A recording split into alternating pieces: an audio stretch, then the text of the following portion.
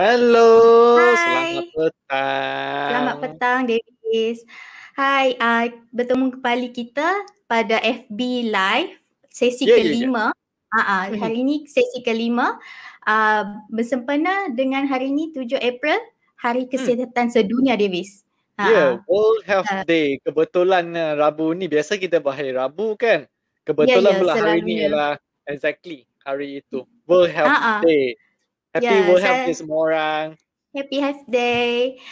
Saya Awatif daripada Best Hearing Aid Penang Island. Davis bersiaran dari mana tu?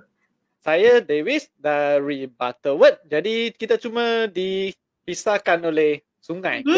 Selat. Hmm. Selat pula. Sungai pula. Okey, Ya. okey. Seperti sesi-sesi sebelum ni, kita ada tetamu khas yang kita akan jemput lah untuk berkongsi sedikit sebanyak info yang berkaitan dengan tajuk kita hari ini. Hmm. Tajuk kita hari ini adalah kesihatan pendengaran dalam kanak-kanak. Jadi tetamu Hmm. kita adalah Mr. Ng Swee Guan. Yeay, Hai sekejap Mr. ya. Halo, Ng. halo, selamat Hello petang. Mr. Apa khabar Ng, selamat semua? datang. Yeay. Terima Wah, okey kasih, itu terima pun. kasih. Semua Ya, sihat ya, ke? ya. Thank you, Sihat. Mr. for joining Thank us you, thank today you. on the World Health Mm-mm. Day live Ya. session kita. Ya, so Terima Ya. kasih menjemput, Selamat World Health Day kepada semua tetamu di luar sana, kepada Atif dan juga Davis sekali. Hmm. Selamat Hari Kesihatan Sedunia lah. Terima kasih. Ya, Steve, kita nak sama-sama. explain sedikit tentang ni history oleh World Health Day ke? Mungkin kadang-kadang Ya. ada para penonton yang pendengar lah, penonton dan pendengar mungkin mereka tak pasti kan, Steve? Okey, Mr. Ng and Davis, Hari Kesihatan Sedunia ni pertama kalinya disambut 73 tahun dahulu dan diwujudkan lama dah dan diwujudkan oleh WHO, World Health Organization, untuk spread the awareness, untuk kita utarakan hal-hal kesihatan kepada masyarakat sedunia. Jadi sempena dengan 7 April 2021, tema untuk tahun ini adalah mewujudkan dunia yang sihat dan adil. Okey, tema ni dia berkait rapat dengan pandemik yang melanda kita hari inilah, coronavirus kan. Jadi disebabkan pandemik ini adanya perkawalan yang terhad yang menyebabkan tak semua masyarakat terima kesihatan yang menyeluruh. Oh, okey. Jadi hal ini memang berkait rapat lah, terutama di Malaysia lah, tentang kesihatan yang tak semua masyarakat, lapisan masyarakat boleh dapat. So jadi kalau kita bila kita cakap tentang kesihatan kan, biasanya kita tak akan cuma utamakan kesihatan dari segi badan, tapi kita juga akan pentingkan kesihatan minda, kesihatan sosial. Yang barulah bila kita sihat dari kesemua segi kehidupan kita, barulah kita boleh dianggap sebagai betul-betul sihat, kesihatan yang sempurna lah.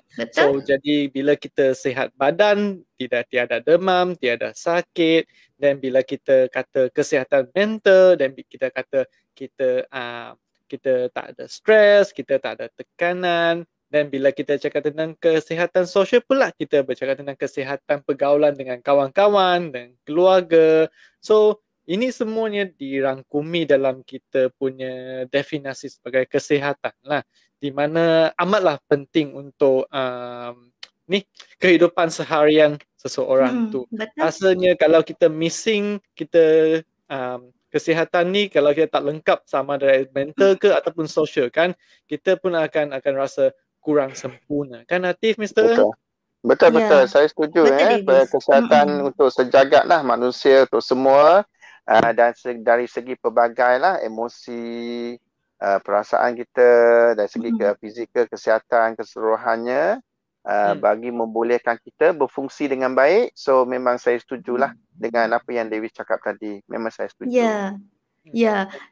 Berkait rapat dengan kesihatan tadi, untuk disebabkan kesihatan tu macam merangkumi banyak aspek. Jadi untuk perkongsian hari ini kita akan juruskan narrow to kesihatan pendengaran dalam kanak-kanak. Ya, kita tahu deria pendengaran bersama dengan deria-deria sentuhan, melihat, semua bermula daripada rahim lah. Ada kajian yang menunjukkan bayi sekitar berumur 18 minggu boleh mendengar ketika berada dalam rahim. Jadi nak cakap kat sini pertumbuhan pendengaran tu mestilah dipupuk dari kecil supaya ketika bayi tu dah membesar, dia boleh ada pertumbuhan lain seperti bercakap, pergaulan sosial je dengan kawan-kawan di tahap yang optimum. Tentu pendengaran. Jadi Mr. Ng yang berkhidmat dalam sektor pendidikan khas, terutamanya di Jabatan Pelajaran Negeri Pulau Pinang, macam mana pandangan Mr. Ng tentang prestasi macam kanak-kanak yang ada masalah pendengaran dengan kanak-kanak yang normal? Pertumbuhan mereka macam mana? Okey, terima kasih banyak. Memang pentinglah dari segi pendengaran ni, memang sangat penting bagi budak-budak kita, khususnya budak-budak yang akan ke sekolah kan. So dari segi peringkat sekolah, pendengaran membantu anak-anak kita dari segi perkembangan pertuturan mereka lah, dari segi percakapan dan sebagainya. Dan kita faham sekiranya seseorang budak tu kalau tak dengar, dia tak boleh bercakap dengan baik lah kan. So itu merupakan satu ciri yang sangat penting sekali dari segi pertumbuhan kanak-kanak kita, khususnya kepada kanak-kanak kita yang berada di sekolah, khususnya daripada prasekolah. Mereka perlu dengar dengan baik dan untuk membolehkan mereka berkembang dari segi pertuturan mereka. So itu memang satu aspek yang sangat penting. Betul. So sebab banyak dari segi, bila kita cakap dari segi pergaulan kanak-kanak semua kan, kebanyakannya macam mana mereka belajar bercakap dari segi bahasa ke apapun, dari segi pemahaman pertuturan, semuanya perlukan pendengaran. Jadi kan, the thing is kan, jadi Mr. Ng, sebab Mr. Ng ada lama berada di area pendidikan khas. So macam mana keadaan sekolah-sekolah, murid-murid di sekolah-sekolah pendidikan khas berbanding dengan sekolah-sekolah biasa, ya? Okey, sekarang kita dah masuk ke satu era yang lebih canggih lah. Sekarang kalau berbandingkan kemungkinan dalam 20-30 tahun yang terdahulu, kanak-kanak yang mengalami masalah pendengaran, mereka tidak boleh pergi ke kelas normal. So, tetapi sekarang kita dah ada teknologi, pelbagai teknologi, contohnya alat bantu pendengaran, kita ada cochlear implant dan sebagainya. So, kanak-kanak pun sudah diberi pemeriksaan awal, sama ada di hospital ataupun di mana-mana klinik swasta ataupun hospital swasta. Kanak-kanak sekarang sudah dipasang alat bantu pendengaran ataupun di cochlear implant. Mereka sudah boleh diletakkan di kelas aliran perdana. Mereka tidak perlu pergi ke kelas pendidikan khas. Kalau katakan 20 tahun dulu, mereka tak ada alat bantu pendengaran ataupun cochlear, mereka perlu pergi ke pendidikan khas. Dan di pendidikan khas, mereka belajar menggunakan hand sign. So itu satu kekurangan lah. So apa yang kita buat sekarang ialah apabila seorang pelajar sudah dikenal-pasti mengalami sesuatu masalah pendengaran, mereka dipasang alat ataupun diberi cochlear implant dan sebagainya, pacakan cochlear dan sebagainya, mereka boleh pergi ke kelas normal. So mereka tidak perlu lagi pergi ke pendidikan khas untuk belajar hand sign. So kita normalkan mereka. So mereka boleh masuk ke kelas aliran perdana seperti mana murid-murid yang lain, bergaul dengan murid-murid yang lain. Dan juga yang utama sekali ialah kita pentingkan dari segi perkembangan bahasa dia. Apabila dia bergaul dengan murid-murid normal di kelas aliran perdana, mereka boleh kembangkan kemahiran pertuturan bahasa mereka, dan kita normalkan mereka boleh masuk kelas aliran perdana dan mengikuti pendidikan silibus yang normal. So itu yang paling utama. Seperti mana contohnya kalau katakan seseorang budak tu mengalami masalah penglihatan, kalau diberinya cermin mata dan boleh nampak dengan baik, mereka tidak perlu ke pendidikan khas yang untuk pelajar-pelajar buta, tetapi mereka hanya perlu daftar di sekolah yang terdekat di rumah saja, campur saja dengan budak-budak normal. So itu matlamat utama kita, supaya mereka boleh dinormalkan dan mereka boleh menjalani kehidupan seperti mana-mana pelajar normal. Itu yang utama sekarang. Betul.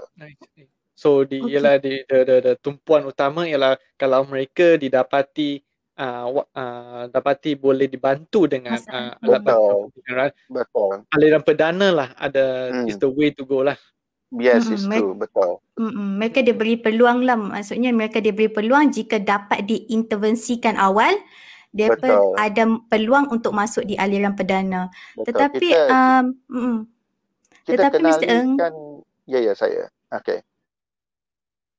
Kita inklusifkan, itu yang perkataan yang kita guna sekarang.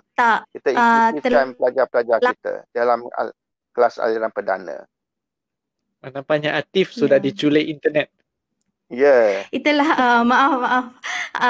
Soalan saya, macam mana kalau kanak-kanak yang ada masalah pendengaran tetapi mereka lewat diintervensi dan mereka macam contohnya dah berumur 6 ke 7 tahun yang sekolah pun baru nak masuk darjah 1. Okay, so kalau mana pelajar-pelajar yang didapati mengalami masalah pendengaran dan mereka tidak ada intervensi, so kita akan lihat dari segi tahap pendengaran kanak-kanak tersebutlah. So sekiranya seseorang kemungkinan masih ada sisa-sisa pendengaran dan kemungkinan masalah pendengaran yang tidak begitu serius, mereka masih boleh dinormalkan ataupun dimasukkan ke dalam perdana dengan diberikan alat bantu pendengaran secepat mungkinlah. Okey, kalau sekiranya seorang pelajar tersebut tidak mempunyai apa-apa orang kata dia punya bantuan dari segi alat bantu pendengaran ataupun cochlear implant, so kita ada aliran khas ataupun pendidikan khas yang mana mereka perlu belajar hand sign lah ataupun bahasa isyarat. Kita ada sekolah-sekolah yang tertentu yang di bawah kerajaan ataupun di bawah Kementerian Pendidikan Malaysia. Mereka boleh dimasukkan ke sekolah pendidikan khas dan di sana ada cikgu-cikgunya yang memang pakar dari segi bahasa isyarat untuk mengajar mereka di sana. So tidak ada isu dari segi di mana anak-anak kita sama ada boleh mengalami masalah pendengaran, diberi bantuan ataupun tidak, mesti ada tempat untuk mereka melanjutkan pelajaran mereka. So tidak menimbulkan satu isu. Mereka memang ada tempat untuk mereka untuk melanjutkan pelajaran. Tadi Atif ada cakap tentang tu yang terlepas saringan kan. Jadi ada apa-apa sistem ke yang kita ada di dalam ni kita punya proses dia untuk mengenal pasti kanak-kanak yang terlepas dari saringan ni ya. Betul.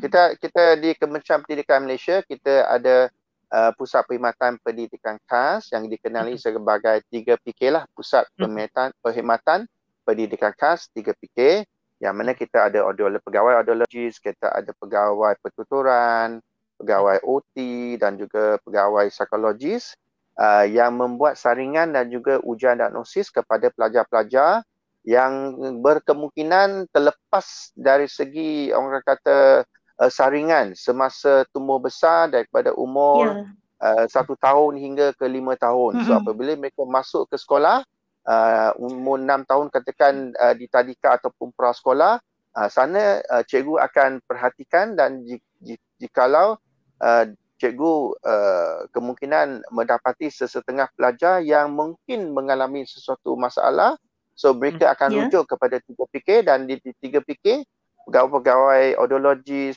pegawai pertuturan dan sebagainya akan menjalankan saringan. Kalau untuk pendengaran, audiologis, saya sendiri, kita akan buat ujian pendengaran kepada pelajar-pelajar tersebut untuk mengenal pasti sama ada tahap pendengaran mereka normal ke ataupun kemungkinan mengalami sesuatu masalah, dan intervensi akan dilakukan dari peringkat semasa kita buat saringan tersebut.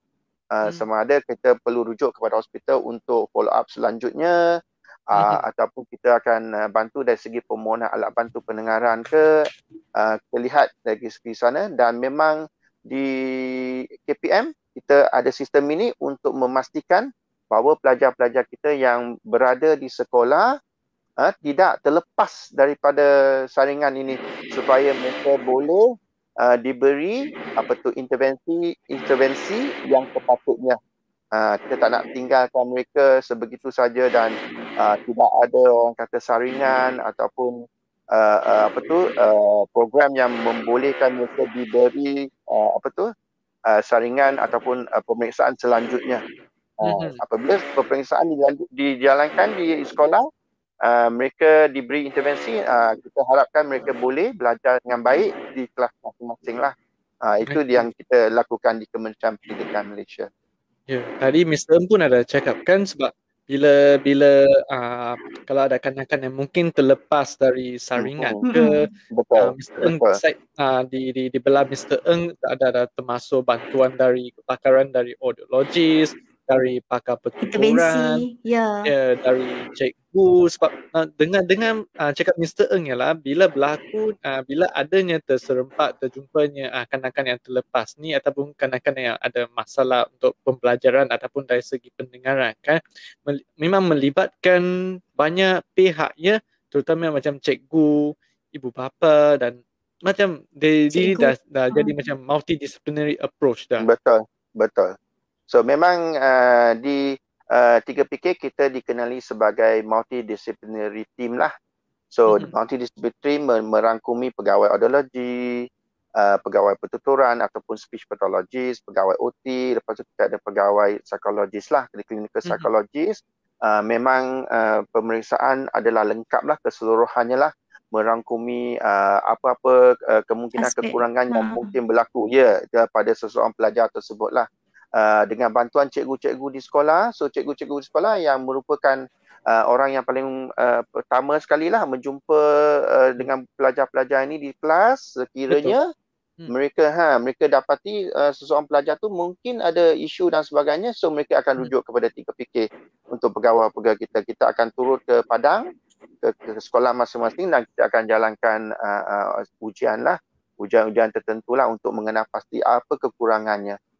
Sebegitunya sekiranya didapati seseorang pelajar itu selepas menjalani semua saringan oleh pegawai-pegawai yang saya sebut tadi, kalau tidak ada isu, so kita akan rujuk pelajar tersebut kepada kaunselor. Di sekolah ada kaunselor, so kaunselor akan lihat pelajar tersebut mungkin pelajar-pelajar tersebut mungkin mengalami masalah dari segi orang kata tingkah laku dan sebagainya, mungkin disebabkan hubungan dengan kawan-kawan di sekolah ataupun hubungan dengan cikgu-cikgu lain ke dan sebagainya. So itu intervensi yang lengkap, yang penuh, yang KPM, Kementerian Pendidikan Malaysia sediakan supaya budak-budak kita atau anak-anak murid kita boleh belajar dengan selesa di sekolah.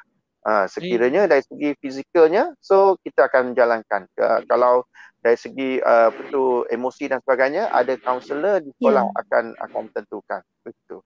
Okay. Mr. Ng, tadi Mr. Ng ada terbincang tentang ni cikgu-cikgu akan cuba kenal pasti kan. Jadi apakah ni ciri-ciri kan yang akan yang perlu, yang biasanya cikgu akan perasan dan mungkin cikgu tu mungkin akan ada terperasan ciri-ciri, sesuatu ciri-ciri ada di budak tu, kemudian cikgu akan mengesyorkan kanak-kanak ni mungkin perlu ni intervensi 3PK. Jadi apakah jenis ciri-ciri yang biasanya cikgu akan cuba notice ya? Okey. Di sekolahnya kalau dari segi pendengaran biasanya seseorang murid kemungkinan dia akan selalu tanya soalan yang berulang-ulang lah. So dia akan minta cikgu dia tak dengar ke, ataupun dia akan meminta guru membuat ulangan sesuatu percakapan yang telah cikgu lakukan, cikgu cakapkan. So ataupun kemungkinan dari segi dia punya result dia, keputusan peperiksaan, ataupun dari segi orang kata kerja rumah dia, cikgu boleh perhatikan kemungkinan ada di antara anak-anak murid kita yang tertinggal dan sebabnya dari segi pendengaran dia tak berapa dengar, dia tak berapa perasan apa yang cikgu pesan sehari sebelumnya kan.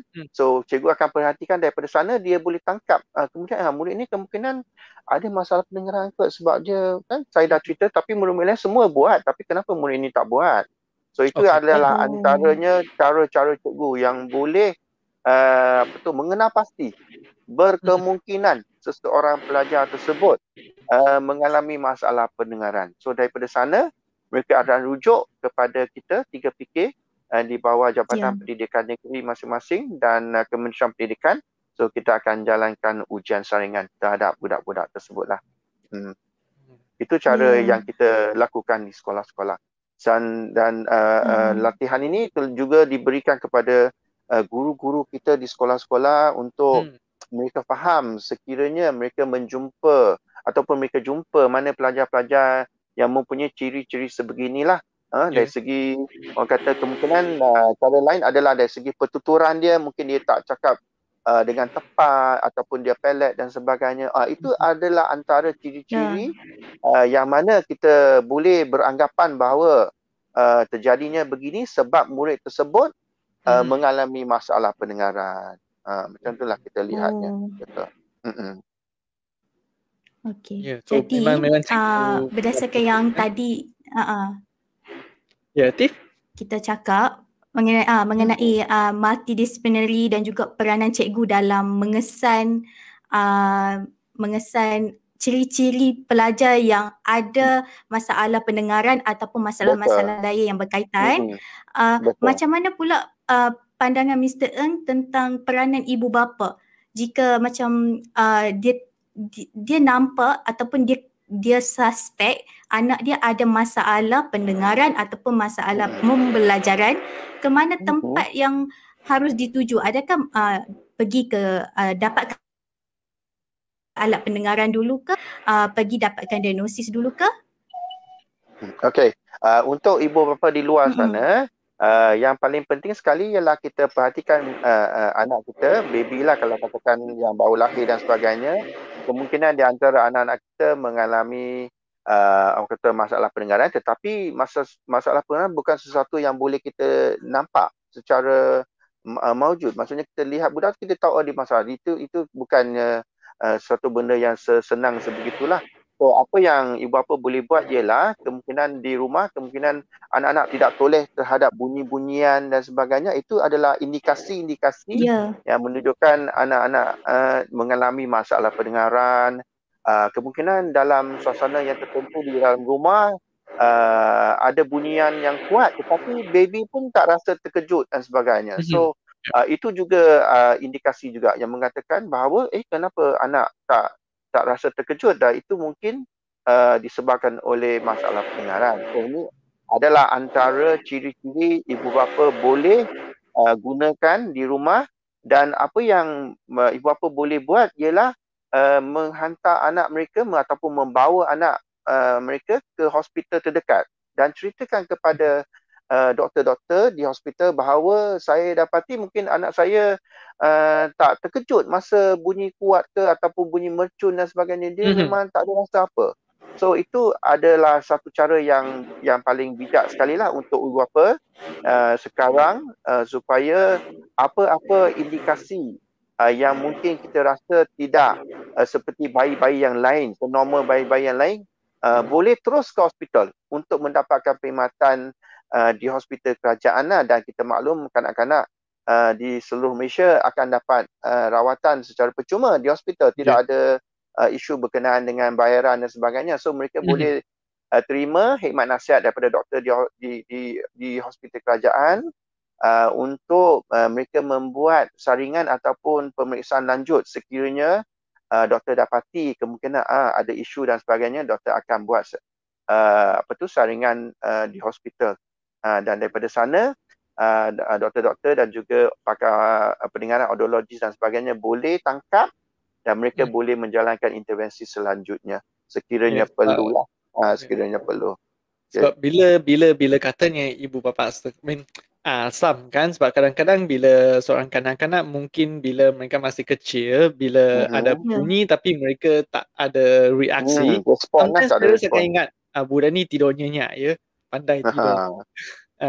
So betul. Itu ialah satu red flag lah, biasanya red flag because sebab bayi dia bagaikan kita macam orang dewasa. Jadi bila ada secara normalnya, bila kita ada bunyi-bunyi yang kuat ke atau bunyi-bunyi yang tak normal kan. Sepatutnya seseorang tu patut ada satu reaksi yang normal, terkejut ke, menangis ke, ataupun kurang selesa. Jadi kalau dah kata dia tidur nyenyak, I think that is not so right lah. Tak berapa betul. Jadi kalau betul-betul tak ada seperti mana Mr. Ng nasihatkan, kalau tak ada kelainannya, kalau ada kelainan budak-budak, jadi elok kita dapatkan check up lah, check up di hospital. Memang setuju dengan apa yang Davis cakap tadi lah. So ibu bapa tak perlu sanksi lah sekiranya dapati anak mereka mungkin rasa macam ada kekurangan dari segi apa-apa aspek sahaja pun, boleh terus ke hospital kerajaan untuk menjalani pemeriksaan. Memang sekiranya selepas pemeriksaan dijalankan dan didapati tiada apa-apa ciri ataupun tiada sesuatu kekurangan dan sebagainya, so semua akan happy lah. Kita pun dah faham bahawa anak kita sudah menjalani pemeriksaan dan sebagainya di hospital, dan kita pun rasa lega lah, dan kita faham anak dalam keadaan yang baik, dan kita pun rasa lega. So itu yang saya nak nasihat kepada ibu bapa di luar, sekiranya bukan dari segi pendengaran, lebih-lebih lagi hari ini adalah Hari Kesihatan Sedunia, dan sekiranya ada terdapat kekurangan ataupun keraguan berkenaan dengan anak-anak kita, bawa saja pergi hospital untuk pemeriksaan doktor. So doktor akan tentukanlah, dan dia akan ada pemeriksaan yang sepatutnya, dan mereka akan tentukan sekiranya ada ke ataupun tidak. Kalau yang utamanya, kalau memang ada suatu isu, dan doktor akan buat rujukan selanjutnya. Dan kita pun sangat lega lah, happy lah, sebab doktor boleh memberi pemeriksaan selanjutnya yang terbaik di hospital kerajaan. Betul nasihat saya kepada semua. Kita punya motif utama ni ialah kita nak make sure kita ada pengesanan awal lah jika ada apa-apa yang kurang betul tu. Kan, Tiff? Ya. Okey, jadi kita menghampiri nak tamatnya sesi perkongsian ni. Jadi kita akan untuk sedikit perkongsian lah sebelum kita tamat. Apa macam yang dari tadi kita cakap, semua perlukan intervensi awal. Kalau ada apa-apa masalah, boleh berjumpa dengan pakar yang boleh kita diagnose, dan kita tahu apa dia punya keputusan lah untuk kita selesaikan masalah, apa-apa masalah yang berkaitan dengan anak-anak, kanak-kanak dari awal. Okey, jadi di sini untuk saya lah, kalau sempena dengan Hari Kesihatan Dunia, jika saya macam berjumpa dengan saya yang lebih muda, saya akan macam saya akan beri saya macam akan nasihatkanlah untuk sentiasa take note on first sign, macam tanda-tanda awal jika kita ada masalah kesihatan. Sebagai contoh, sebelum apa-apa kesihatan yang macam contoh kita kena demam ke apa, kita akan ada tanda yang awal untuk kita sedar, kita intervene awal-awal, kita atasi dengan makan ubat ke, ataupun kita jumpa doktor dulu, baru masalah itu tak akan menjadi lagi buruk lah. Jadi betul, untuk Davis dengan Mr. Ng, jika Davis dan Mr. Ng bertemu dengan let's say 20 years younger yourself, apa yang nasihat yang akan diberikan? So, saya akan bagi tahu kepada ibu bapa lah, yang mana yang muda, yang baru berkeluarga dan sebagainya, mempunyai cahaya mata, apa-apa tanda, apa-apa kekurangan yang ada, boleh diatasi dengan intervensi awal lah. So maksudnya sekiranya didapati berkemungkinan anak-anak kita di rumah tu tidak macam ada kekurangan ataupun ada berlainan dengan pelajar ataupun budak-budak lain kan. So terus bawa ke hospital. untuk mendapatkan khidmat nasihat daripada pakar-pakar di hospital, daripada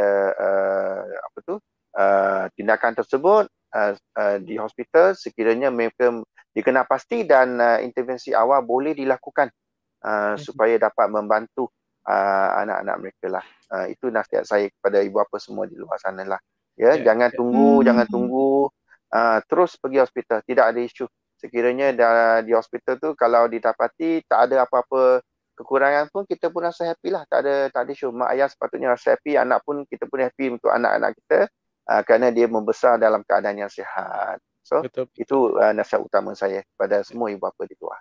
Yes, tahunya Mr. Ng kan sekarang zaman kita sekarang dengan zaman 10 tahun dulu, I think sejak kewujudan smartphone dari dulu lagi sejak kewujudan ni MP3 player semua, rasanya ni kebiasaan seharian seseorang tu dah banyak berubah. Apatah lagi ni kanak-kanak sekarang ataupun teenager sekarang ni.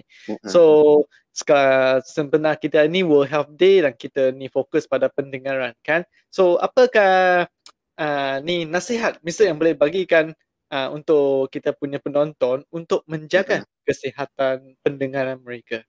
Ya, terima kasih Davis.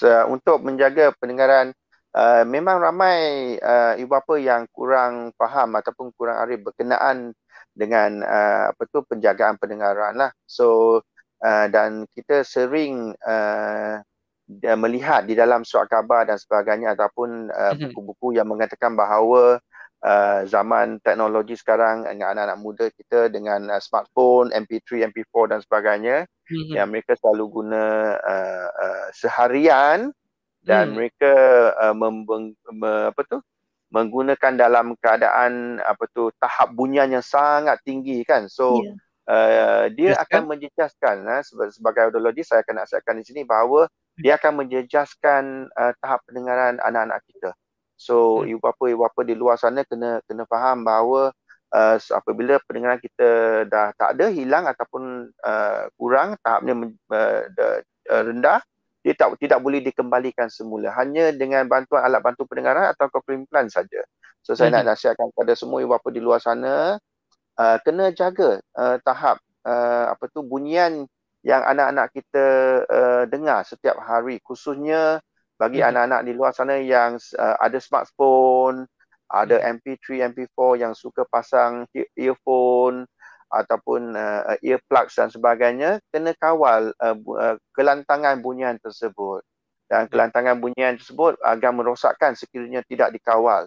Dan juga kita kena faham bahawa jangka masa yang panjang akan merosakkan tahap pendengaran dengan lebih serius lagi. So nasihatnya ialah ibu bapa kena pantau anak-anak di rumah masing-masing yang suka pasang earphone, headphone dan sebagainya, kena rehat setiap 2 jam. Bunyian-bunyian kalau terlalu lantang, macam mana kita nak tentukan kelantangannya terlalu tinggi ke tak apa tidak. Sekiranya mak ayah boleh dengar apa yang anak-anak kita pasang lagu dengan menggunakan handphone dan sebagainya, maksudnya dia itu terlalu tinggi lah bunyi dia, terlalu kuat sangat kelantangan dia. So dia kena perlahankan dan setiap 2 jam kena rehat lah, benda tu lah. So itu yang utama lah. Kita tak nak anak-anak muda kita belum sampai peringkat umur dewasa, remaja dan sebagainya sudah mengalami masalah pendengaran akibat daripada pendedahan bunyian-bunyian yang terlalu kuat. Kita tak nak macam tu lah. So itu nasihat utama saya kepada semua ibu bapa di luar, kena jaga. Sekiranya tidak faham boleh rujuk di hospital ataupun pakar-pakar audiologis di klinik-klinik kesihatan swasta ataupun di hospital swasta. Begitu. Saya juga sebenarnya saya think saya juga boleh nasihatkan ialah sebab bila kita dapat pada zaman sekarang ni, hiburan boleh dapati dengan senang saja dari mana-mana segi arah saja. Di mana-mana kamu bergerak, di situ adanya hiburan ataupun kamu akan ada attraction. Jadi terutamanya sekarang di phone saja. Dulu masa kecil mungkin kita kena tengok TV baru ada hiburan. Sekarang smartphone keluar saja kita dah boleh tengok dah. So kita cuba nasihatkan untuk kesihatan, kita cuba kurangkan kontrol lah, kita jagalah kita punya pendedahan kepada pendedahan hiburan. ya, betul. Ya. Di sini kita ada soalan dari kita punya penonton Siti Suryani. Soalan tu Mr. Eng. Hai Mr. Eng, pada pandangan Mr. Eng, pada umur berapakah sebaiknya seseorang kanak-kanak yang bermasalah ini boleh didaftarkan ke sekolah pendidikan khas? Okey, pendaftaran pelajar-pelajar ke sekolah pendidikan khas seharusnya melihat kepada tahap pendengaran yang sedia ada sekarang lah. So apa yang saya nasihatkan kepada ibu bapa sekarang ialah yang menanya soalan ni ialah anak perlu menjalani ujian pendengaran terlebih dahulu. So kita nak lihat tahap dia dan juga pada peringkat umur berapa anak itu berada sekarang. Tapi sekiranya ikut dari segi Kementerian Pendidikan Malaysia, anak-anak perlu didaftar masukkan ke sekolah pada peringkat umur 5 ataupun 6 tahun. So itu kena dilakukan terlebih dahulu. Apa-apa pun tidak kisahlah sama ada sudah disahkan mengalami masalah pendengaran ataupun tidak, pendaftaran anak-anak mesti dilakukan. Tidak kisah di mana tuan-tuan dan puan-puan berada, mesti daftar dulu. Lepas tu kita akan buat pemeriksaan di hospital kerajaan ataupun di klinik swasta ataupun di hospital swasta. Tentukan tahap tersebut. Lepas tu sekiranya perlu alat bantu pendengaran, dipasangkan alat bantu pendengaran dan kita lihat perkembangan budak ataupun pelajar tersebut, anak tersebut sama ada kemajuan atau tidak.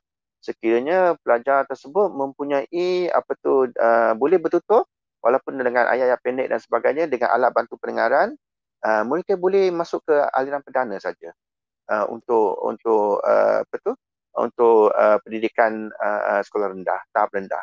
So tidak perlu pergi ke pendidikan khas. Sekiranya kalau tidak ada intervensi ataupun tidak dipasang alat dan sebagainya dan tahapnya sangat serius, tidak boleh berkomunikasi secara pertuturan ataupun berbahasa, mereka bolehlah didaftarkan di sekolah pendidikan khas pendengaran lah, braket pendengaran lah, golongan pendengaran pada umur 5 ataupun 6 tahun.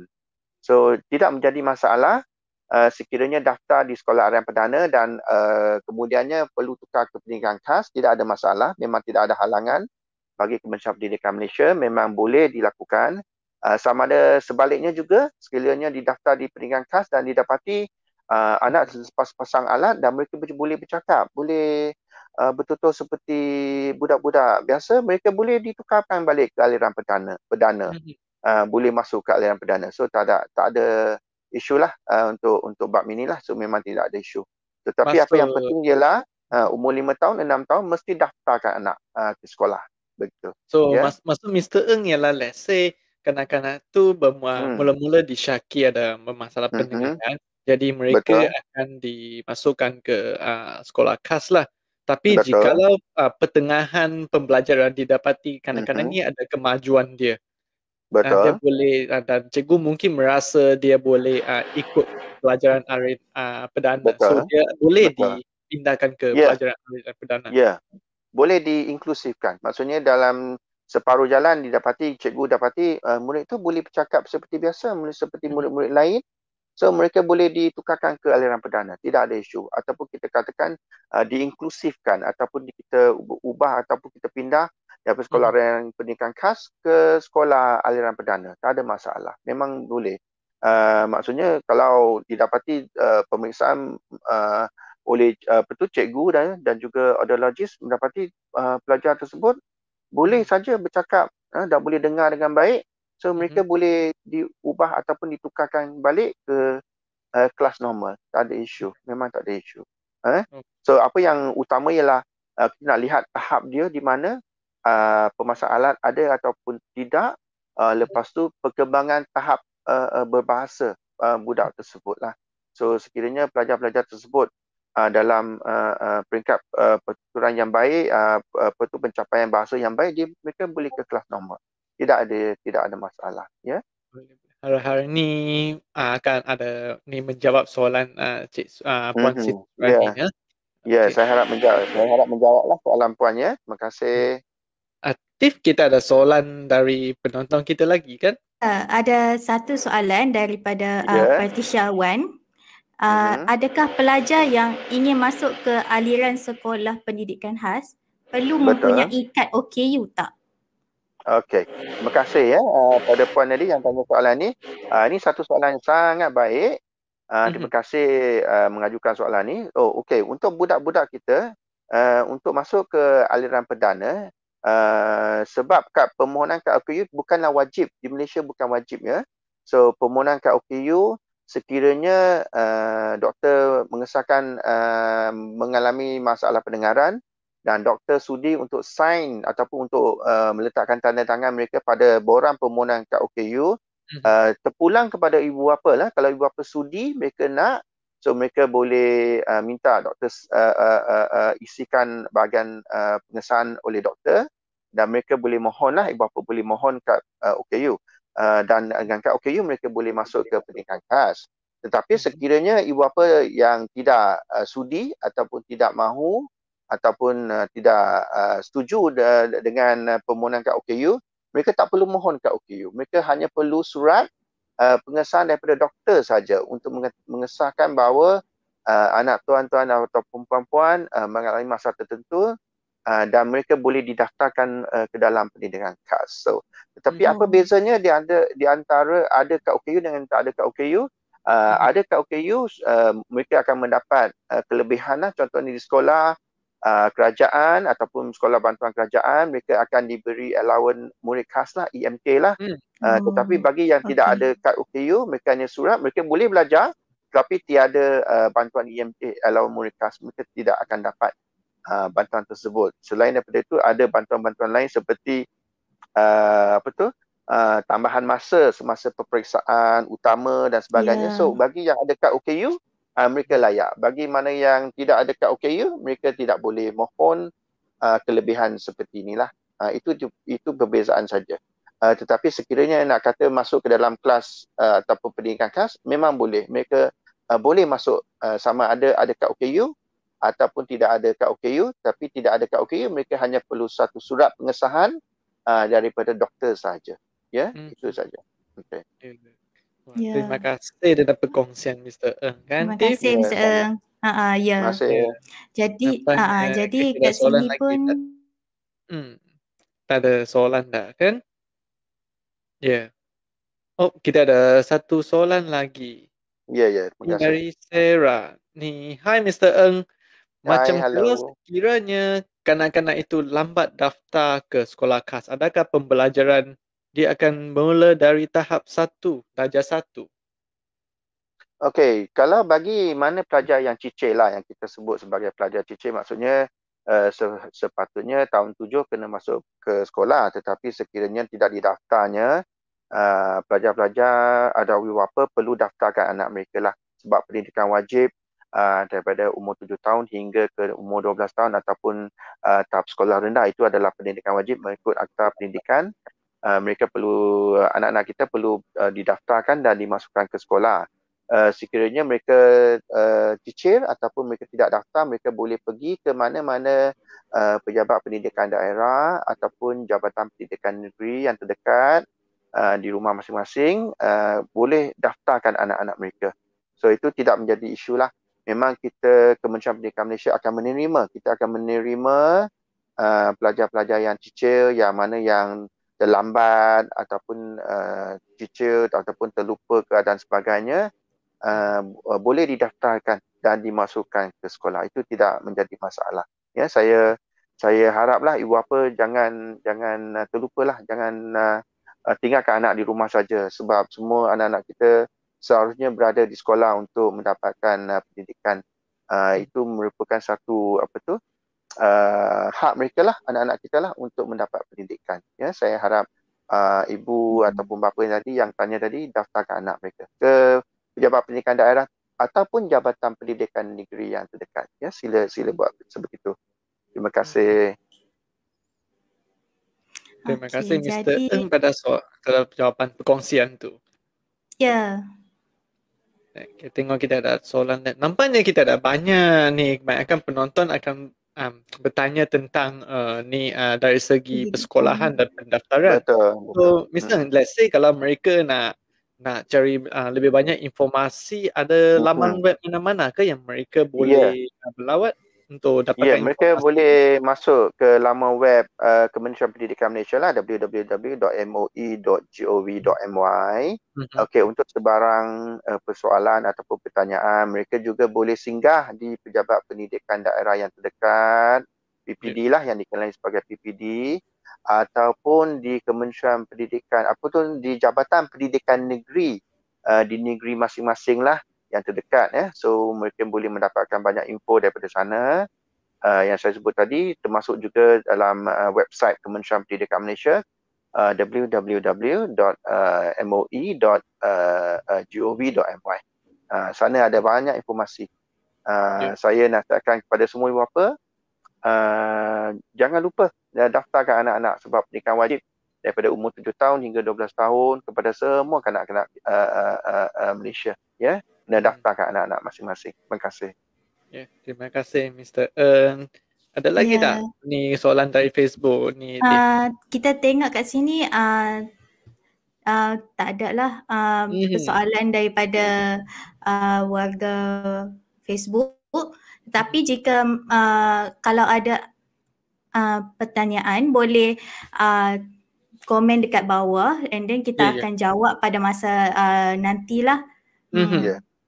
Jadi untuk sesi hari ini, terima kasihlah kepada Mr. Ng yang banyak berkongsi info mengenai pendidikan, kesihatan menyeluruhnya dan pendidikan khas yang di mana kita topik ni jaranglah untuk kita kupaskan di media sosial lah. Jadi kalau terima kasih kepada Mr. Ng. Terima kasih banyak-banyak.